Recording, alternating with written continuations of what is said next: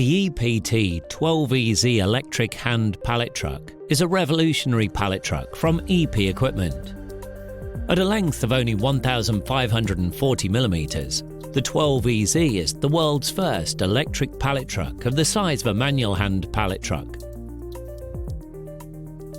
In addition to its compact size, the EPT12 EZ is significantly lighter than traditional pallet trucks, weighing only 130 kilograms. The lightweight and compact design makes it the perfect companion in small working aisles, retail stores, and for usage on tail lifts, reducing driver strain and pain while increasing productivity at the workplace. The EPT12 EZ can electrically lift and transport pallets of up to 1.2 tons. With its manual lever, the load can be lowered especially smooth. The EPT12 EZ is developed as an all-new lithium-ion hand pallet truck. The truck is equipped with a 20 Ah lithium-ion battery, developed and produced by EP Equipment under the highest quality and safety standards.